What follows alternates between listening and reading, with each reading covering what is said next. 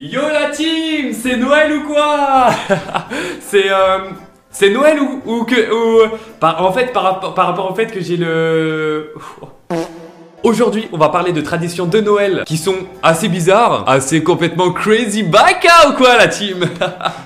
D'ores et déjà mon petit choubidou baka des îles sucrées, n'hésite pas à liker la vidéo, ça fait plaisir. Ça fait longtemps que j'ai pas fait de vidéo, on va pas s'attarder sur ça. Oui aussi j'ai volé le concept de Squeezie.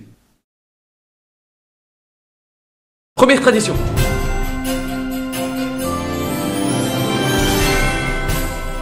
On va commencer très soft. Pour la première tradition, on va partir du côté du Japon. La tradition là-bas, c'est donc de se rassembler en famille et de grailler un KFC.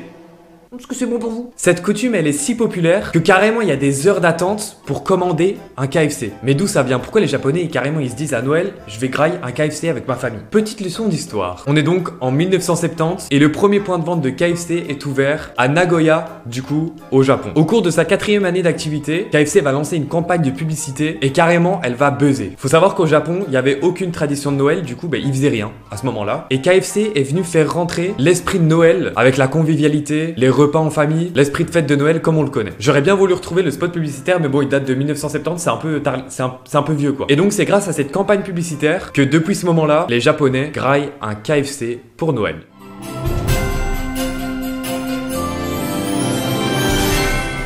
Deuxième tradition assez soft, cette fois-ci on va du côté du Venezuela, plus précisément du coup dans la capitale qui est Caracas. Caracas! Les maracas!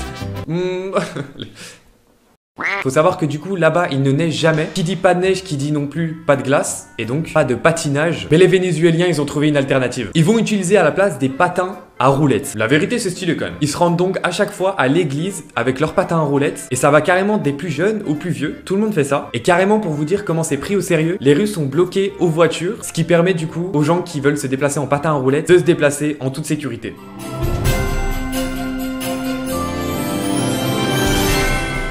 Pour la troisième tradition, on va aller chez nos chers amis les ricains. Yo bro, you are English like the gang, bro.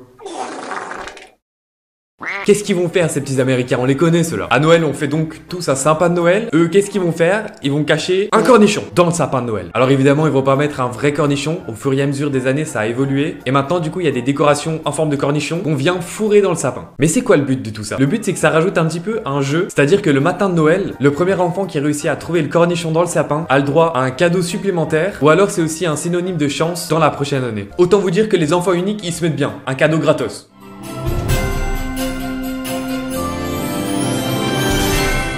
Pour la 4e tradition, on se retrouve en Islande. Là-bas, c'est pas le Père Noël qu'ils attendent, mais 13 lutins. Les visites de ces 13 lutins, elles débutent 13 jours avant Noël. Et en fait, chaque nuit, un lutin vient leur rendre visite en distribuant un cadeau dans les chaussures de l'enfant sage ou une pomme de terre pourrie dans le cas contraire. Ils ont même donné des noms aux lutins et ils ont leur propre personnalité. Je sais pas à quoi ça vous fait penser, mais trop bizarre. Et pour vous dire, cette tradition, elle a même été amenée du côté européen. Et je suis tombé carrément par hasard ce matin sur le TikTok.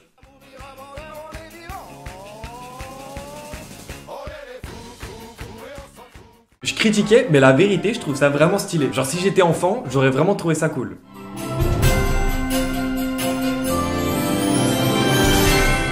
Pour la prochaine tradition, on va partir du côté de la Suède. Chaque année, ils ont une tradition assez spéciale et on a à peu près la même chose. Nous, chaque année, on a le droit à des films de Noël. Que ce soit des anciens ou même il y a des nouveaux films de Noël qui sont produits. D'ailleurs, dites-moi si vous avez une tradition à regarder un film en particulier. En tout cas, les Suédois, ils regardent tous les ans le même programme TV. Ils regardent le Donald Duck spécial de Noël. Et c'est sans déconner un vrai truc qui est rentré dans leurs mœurs parce que l'émission dure plusieurs heures et elle est diffusée la veille de Noël à 15 h. Et pour vous dire, toutes les festivités qui sont liées à Noël sont organisées en fonction de ce programme télévision. De sorte que toutes les familles puissent regarder le programme et puissent après participer aux festivités. Et essayez d'imaginer depuis quand la tradition existe. 1959. Ça date et ça continue à perdurer. C'est un truc de fou. Est-ce que c'est bon pour vous?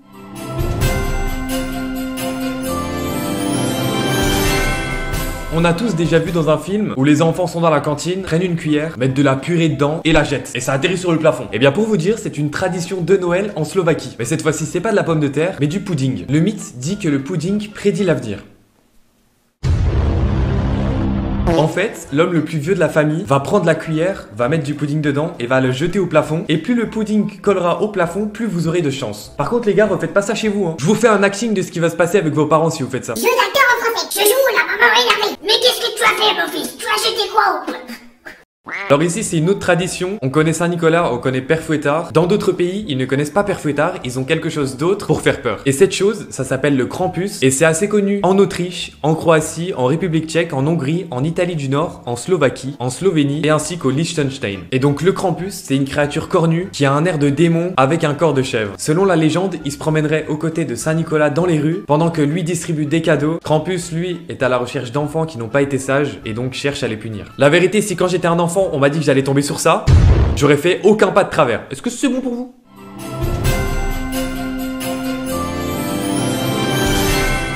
Pour la prochaine tradition, on va partir du côté du Mexique, plus précisément dans l'Oaxaca de Juárez. Il s'agit ni plus ni moins d'un concours de sculpture de radis. Noche de Rabanos.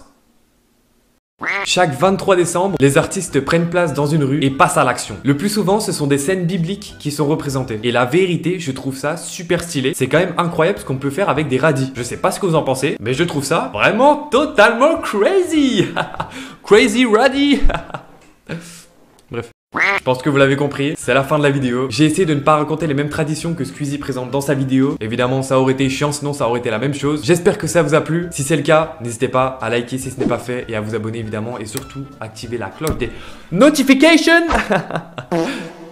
Et moi, je propose une tradition à Noël, on fait un dab devant le sapin. Faudrait inventer ça. La tradition. Je sais pas ce que vous en pensez, n'hésitez pas à me dire. Je vous aime, des gros bisous. Hasta la pista.